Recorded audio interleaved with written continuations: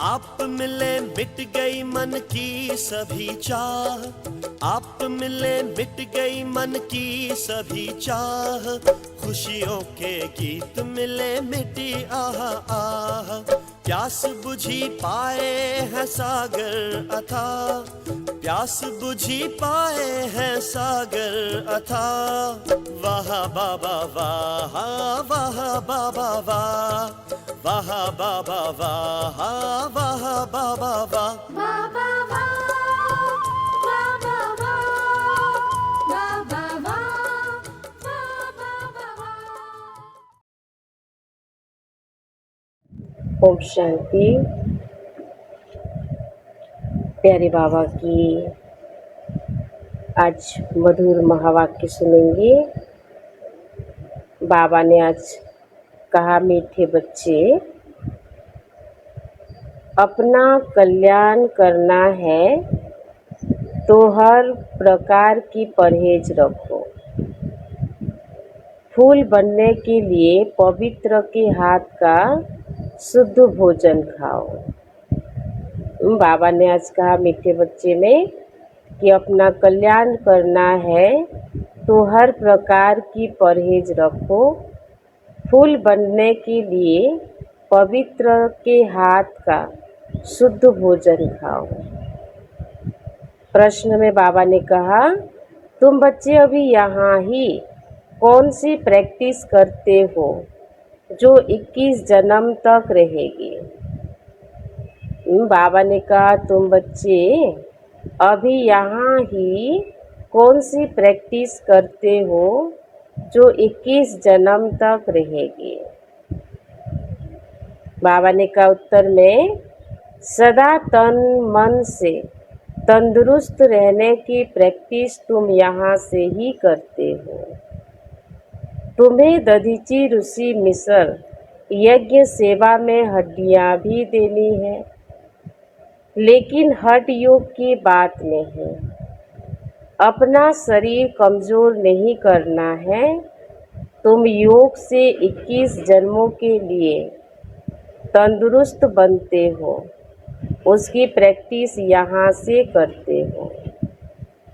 देखो, बाबा ने कहा ना कि अपने तन मन से तंदुरुस्त रहने की प्रैक्टिस बाबा कहते कि यहाँ से ही बच्चों को करना है, और हमें दधीची ऋषि मिसल यज्ञ में अपनी हड्डियाँ भी देनी है।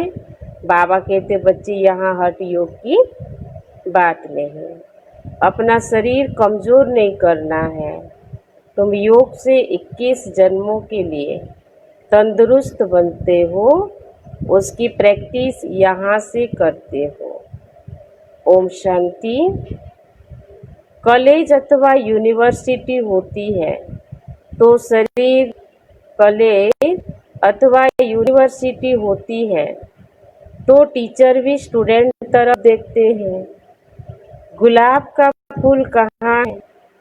फ्रंट में कौन बैठे हुए हैं? यह भी बगीचा है, परंतु नंबरवार तो है ही। यहाँ ही गुलाब का फूल देखता हूँ, फिर बाजू में रतन जोत है। कहाँ अख, बाबा कहते कहाँ अख भी देखता हूँ। बागवान को तो नंबरवार देखना पड़े ना। उस बागवान को ही बुलाते हैं कि आकर इस कांटों के जंगल को ख़त्म कर फूलों का कलम लगाओ। बाबा क्या कहते? बाबा तो है ही बागवान, और बागवान को बुलाते हैं कि आकर इन कांटों के जंगल को, और बाबा कहते ख़त्म कर फूलों का कलम लगाओ। तुम बच्चे प्रैक्टिकल में जानते हो कैसे कांटों से फूलों का सैपलिंग लगता है। तुम्हारे में भी बहुत थोड़े हैं जो इन बातों का चिंतन करते हैं। यह भी तुम बच्चे जानते हो, वह बागवान भी है, खिवैया भी है, सबको ले जाते हैं।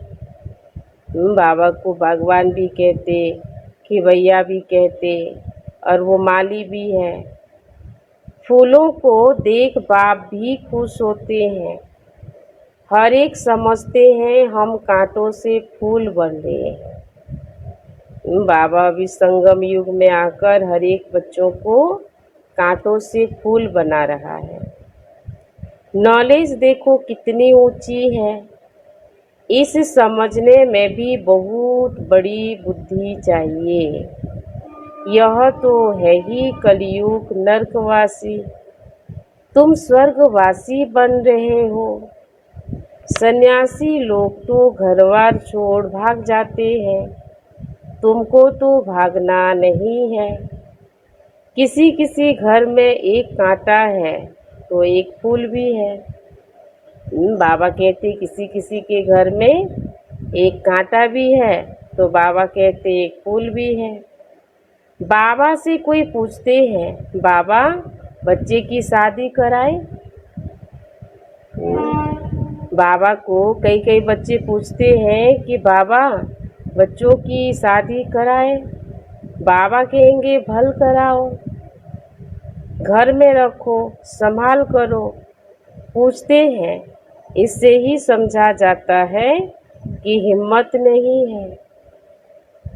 बाबा कहते हैं कि बाबा को पूछते हैं तो बाबा कहते हैं कि इसमें समझा जाता है कि बच्चों में हिम्मत नहीं है। तो बाबा भी कह देते हैं भल करो। कहते हैं हम तो बीमार रहते हैं, फिर बहू आएगी, उनके हाथ का खाना पड़ेगा। बाबा कहेगा भल खाओ, ना करेंगे क्या? बाबा कहते हैं बाबा तो मना नहीं करेंगे ना। सड़क मस्टांस ऐसे हैं, खाना ही पड़े क्योंकि मोह भी तो है ना। बाबा कहते घर में बहू आई तो बात मत पूछो, जैसे कि देवी आ गई। बाबा क्या कहते हैं? बाबा कहते हैं ना कि घर में कितनी खुशियाँ मनाते हैं। जैसे बहू, बाबा कहते हैं कि बहू आ गई तो बाबा कहते बात मत पूछो, जैसे कि देवी आ गई। इतने खुश होते हैं। अब यह तो समझने की बात है कि हमको फूल बनना है तो पवित्र के हाथ का खाना है। बाबा कहते कि बच्चे अभी अगर हमें फूल बनना है तो बाबा कहते ऐसे पवित्र के हाथ में भी खाना पड़े। उसके लिए अपना प्रबंध करना है। इसमें पूछना थोड़ी ही होता है। बाप समझाते हैं तुम देवता बनते हो, इसमें यह परहेज चाहिए। बाबा कहते अभी हमें देवता बनना है, इसलिए बाबा कहते यह सब बातों में हमें परहेज चाहिए। जितनी जास्ती परहेज रखेंगे उतना तुम्हारा कल्याण होगा। बाबा कहते जास्ती परहेज रखने में कुछ मेहनत भी होगी। रास्ते में भूख लगती है, खाना साथ में ले जाओ। कोई तकलीफ होती है, लाचारी है तो स्टेशन वालों से डबल रोटी लेकर खाओ। सिर्फ बाप को याद करो। इनको ही कहा जाता है योग बल। इसमें हठ योग की बात नहीं है। यह सब है भक्ति मार्ग की बातें। बाबा कहते कि यह सब भक्ति मार्ग की बातें हैं। शरीर को तो बिल्कुल तंदुरुस्त रखना है। योग से 21 जन्मों के लिए तंदुरुस्त बनाना है।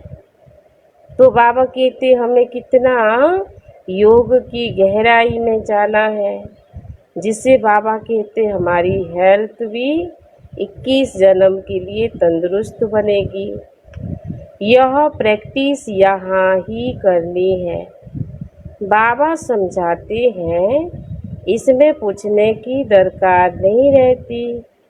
हाँ, कोई बड़ी बात है उसमें पूछते हो तो पूछ सकते हो। छोटी छोटी बातें बाबा से पूछने में कितना टाइम जाता है।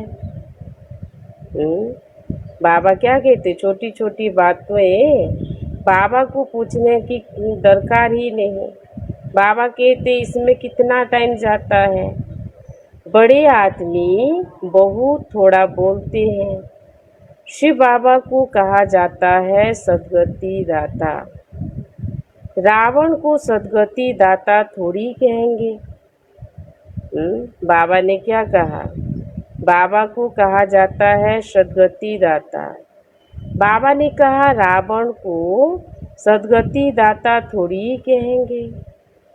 अगर होता तो फिर उनको जलाते ही क्यों। बाबा कहते अगर रावण सद्गति दाता होता तो फिर उनको जलाते ही क्यों, फिर प्रथा क्यों चली आती हर वर्ष उनको जलाने की। बच्चे समझते हैं रावण तो है नामी ग्रामी, भल ताकत रावण में बहुत है, परंतु दुश्मन तो है ना।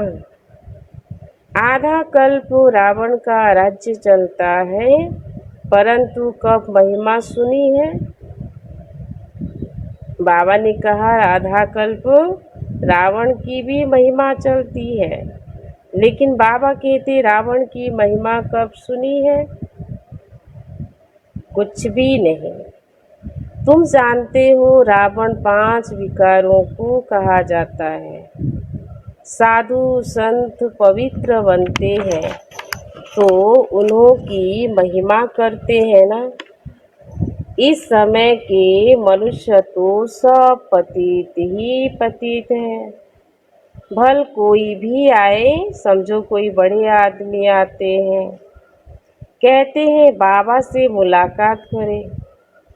बाबा उनसे क्या पूछेंगे, उनसे तो यही पूछेंगे कि राम राज्य और रावण राज्य कब सुना है, मनुष्य और देवता कब सुना है। इस समय मनुष्यों का राज्य है या देवताओं का। मनुष्य कौन और देवता कौन। देवता किस राज्य में थे। बाबा कहते देवताएं किस राज्य में थे। देवताएं तो होते हैं सतयुग में, यथा राजा रानी तथा प्रजा। तुम पूछ सकते हो कि यह नई सृष्टि है या पुरानी सृष्टि। बाबा कहते हैं कि तुम पूछ सकते हो कि यह नई सृष्टि है या पुरानी सृष्टि। सतयुग में किसका राज्य था, अभी किसका राज्य है। चित्र तो सामने है ना।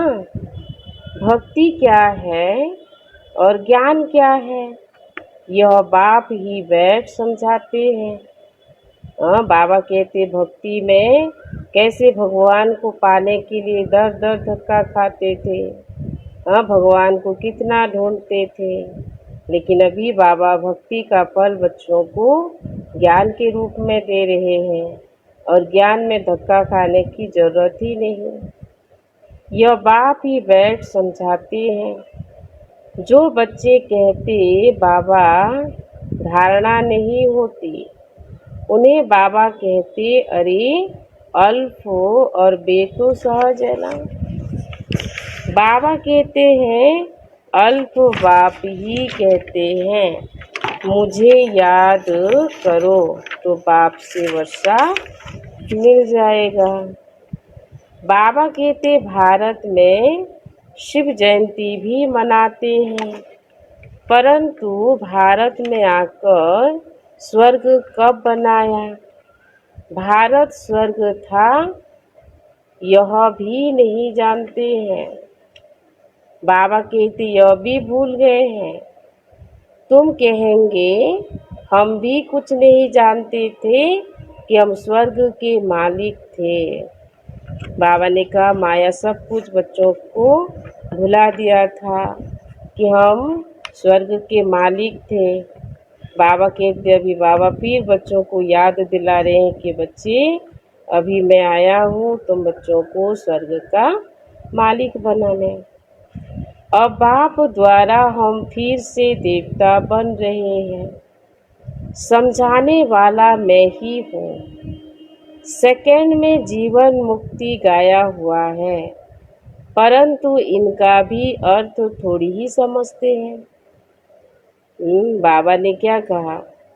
बाबा कहते हैं, जैसे सेकंड में बाबा कहते जीवन मुक्ति गाया हुआ है, परंतु उनका अर्थ भी कोई समझते नहीं है। सेकंड में तुम स्वर्ग की परियां बनते हो ना, इनको इंद्र सभा भी कहते हैं।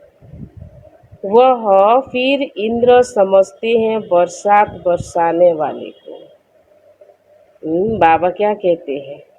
बाबा ने कहा कि बाबा अभी आया है बच्चों को सेकंड में स्वर्ग की परियां बनाने। बाबा कहते इस सभा को इंद्र सभा भी कहते हैं, परंतु दुनिया में समझ लेते हैं इंद्र माना वर्षा बरसाने वाला है। अब वर्षा बरसाने वाले की कोई सभा लगती है क्या? इंद्र अलर्ट, इंद्र सभा क्या क्या सुनाते रहते हैं। आज फिर से यह पुरुषार्थ कर रहे हैं, पढ़ाई है ना। बैरिस्टरी पढ़ते हैं तो समझते हैं कि कल हम बैरिस्टर बनेंगे।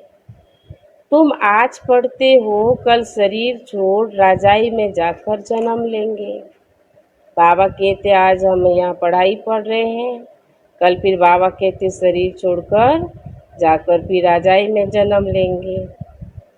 तुम भविष्य के लिए प्रारब्ध पाते हो, यहाँ से पढ़कर जाएंगे, फिर हमारा जन्म सतयुग में होगा। एम ऑब्जेक्ट ही है प्रिंस प्रिंसेस बनने की। राजयोग है ना। कोई कहे बाबा हमारी बुद्धि नहीं खुलती। बाबा क्या कहते? कई बच्चे बाबा को कहते हैं कि बाबा हमारी बुद्धि नहीं खुलती। यह तो तुम्हारी तकदीर ऐसे है, ड्रामा में पार्ट ऐसा है, उसको बाबा चेंज कैसे कर सकते हैं? स्वर्ग का मालिक बनने के लिए तो सब हकदार है। हाँ, बाबा कहते कि स्वर्ग के मालिक बनने के लिए बाबा कहते बच्चे सभी हकदार हैं, परंतु नंबरवार तो होंगे ना। ऐसे तो नहीं सब बादशाह बन जाए। बाबा क्या कहते? ऐसे तो नहीं कि सब बादशाह बन जाए। फिर बाबा कहते प्रजा कौन बनेगा अगर सब बादशाह बन जाए तो? परंतु बाबा कहते हैं ऐसे तो नहीं सब बादशाह बन जाए। कोई कहते ईश्वरीय ताकत है तो सबको बादशाह बना दे। कोई कहते कि अरे ईश्वरीय ताकत से क्या नहीं बन सकता, ईश्वरीय ताकत से तो सबको बादशाह बना दे, फिर प्रजा कहाँ से आएगी? यह समझ की बात है ना। इन लक्ष्मी नारायण का राज्य था, अभी तो सिर्फ नाम मात्र महाराजा महारानी है। टाइटिल भी दे देते हैं, लाख दो देने से राजा रानी का लक़ब मिल जाता है। फिर चाल भी ऐसे रखनी पड़े ना। बाबा कहते अभी तुम बच्चे जानते हो, हम श्रीमत पर अपना राज्य स्थापन कर रहे हैं। वहाँ तो सब सुंदर गोरे होंगे। इन लक्ष्मी नारायण का राज्य था ना। शास्त्रों में कल्प की आयु लंबी लिख देने से मनुष्य भूल गए हैं। बाबा क्या कहते? शास्त्रों में कल्प की आयु लंबी लिख देने से मनुष्य सब कुछ भूल गए। अभी तुम पुरुषार्थ कर रहे हो सांवरे से सुंदर बनने का। अब देवताएं काले होते हैं क्या? बाबा क्या कहते? बाबा ने कहा कि अभी देवताएं काले होते हैं क्या? कृष्ण को सामरा, राधे को गोरा दिखाते हैं। अब सुंदर तो दोनों सुंदर होंगे ना। बाबा कहते सुंदर है तो दोनों को सुंदर बनना है। फिर काम चिता पर चढ़ दोनों काले बन जाते हैं। वहाँ तो है सुनहरी दुनिया के मालिक, यह है काली दुनिया। तुम बच्चों को एक तो अंदर में खुशी रहनी चाहिए और दैवी गुण भी धारण करनी चाहिए। कोई कहते हैं बाबा बीड़ी नहीं छूटती है। कई कई बच्चे बाबा को कंप्लेन करते कि बाबा बीड़ी नहीं छूटती है। बाबा कहेंगे अच्छा बहुत पियो। बाबा क्या कहते, कई कई बच्चे बाबा को कहते हैं बाबा बीड़ी नहीं छूटती है। बाबा कहेंगे अच्छा बहुत पियो। पूछते हो तो क्या कहेंगे, परहेज में नहीं चलने से गिरोगे। खुद अपनी समझ होनी चाहिए ना। हम देवता बनते हैं तो हमारी चाल चलन खान पान कैसा होना चाहिए, एकदम रॉयल। सब कहते हैं हम लक्ष्मी को नारायण को बरेंगे। अच्छा अपने को देखो ऐसा गुण है। बाबा कहते सब कोई कहते हैं कि हम लक्ष्मी को नारायण को बरेंगे। बाबा कहते अच्छा फिर अपने में देखो कि ऐसे गुण हैं। हम बीड़ी पीते हैं फिर नारायण बन सकेंगे। बाबा कहते कि हम बीड़ी पीते हैं फिर नारायण बन सकेंगे। नारद की भी कथा है ना। नारद कोई एक तो नहीं है ना, सब मनुष्य भक्त नारद बन गए। बाप कहते हैं देवता बनने वाले बच्चे अंतर्मुखी बन अपने आप से बातें करो कि जब हम देवता बनते हैं तो हमारी चलन कैसी होनी चाहिए। हम देवता बनते हैं तो शराब नहीं पी सकते, बीड़ी नहीं पी सकते, विकार में नहीं जा सकते, पतित के हाथ का नहीं खा सकते, नहीं तो अवस्था पर असर हो जाएगा। यह बातें बाप वैद कितनी अच्छी रीति बच्चों को समझाते हैं। ड्रामा के राज को भी कोई नहीं जानते हैं। बाबा कहते यह नाटक है, हम सभी पाठधारी हैं। बाबा कहते हैं सबका अपना अपना पाठ है। हम आत्माएं ऊपर से आती है, पाठ तो सारी दुनिया के एक्टर्स को बजाना है। सबका अपना अपना पाठ है। कितने पाठधारी हैं? बाबा कहते कोई गिनती कर सकता है कितने पाठधारी हैं, कैसे पाठ बजाते हैं। यह वैरायटी धर्मों का झाड़ है। एक आम के झाड़ को वैरायटी झाड़ नहीं कहेंगे। बाबा क्या कहते, एक आम के पेड़ को झाड़ को वैरायटी झाड़ नहीं कहेंगे, उसमें तो आम ही होगा। यह मनुष्य सृष्टि का झाड़ तो है परंतु इनका नाम है वैरायटी धर्मों का झाड़। बीज एक ही है। मनुष्यों की वैरायटी देखो कितनी है, कोई कैसे कोई कैसे। यह बाप वैद समझाते हैं। मनुष्य तो कुछ नहीं जानते, मनुष्यों को बाप ही पारस बुद्धि बनाते हैं। तुम बच्चे जानते हो इस पुरानी दुनिया में बाकी थोड़े रोज है। बाबा क्या कहते, बाबा ने कहा बच्चे इस पुरानी दुनिया में अभी बाकी थोड़े रोज हैं। बाबा कहते बच्चे जितना कमाई करना है, अभी बाबा कहते संगम युग में बाबा ने कहा कमाई कर लो। बाबा कहते कल को किसने देखा है, इसीलिए बाबा कहते बच्चे कल का काम आज करो और आज का काम अभी करो, कल के लिए बाकी नहीं छोड़ो। कल्प पहले मुआफिक सैपलिंग लगती रहती है। अच्छी प्रजा साधारण प्रजा का भी सैपलिंग लगता है। यहाँ ही राजधानी स्थापन हो रही है। बच्चों को हर एक बात में बुद्धि चलानी होती है। ऐसे नहीं मुरली सुनी न सुनी यहाँ बैठे। बाबा कहते ऐसे नहीं कि मुरली सुनी न सुनी यहाँ बैठे भी बुद्धि बाहर भागती रहती है।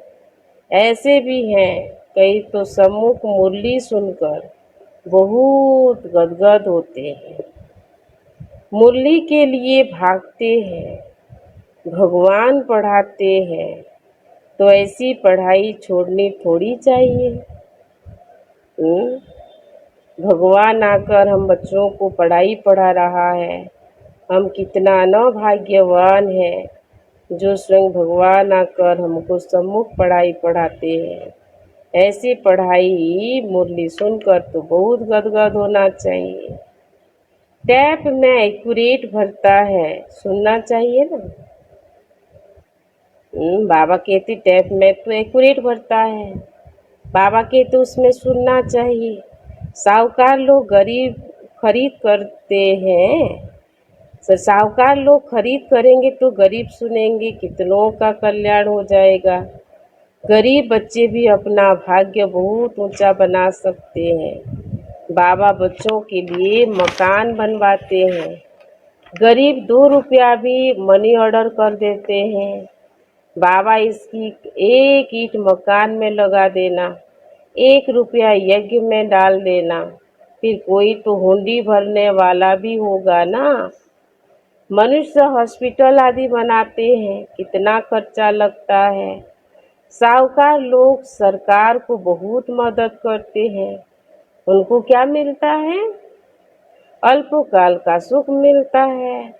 यहाँ तो तुम जो करते हो 21 जन्म के लिए, देखते हो बाबा ने सब कुछ दिया, विश्व का मालिक पहला नंबर बना। 21 जन्म के लिए ऐसा सौदा कर कौन नहीं करेगा? भोलानाथ तब तो कहते हैं ना, अभी की ही बात है, कितना बोला है। कहते हैं जो कुछ करना है कर दो। कितनी गरीब बच्चियां हैं, सिलाई कर पेट पालती है।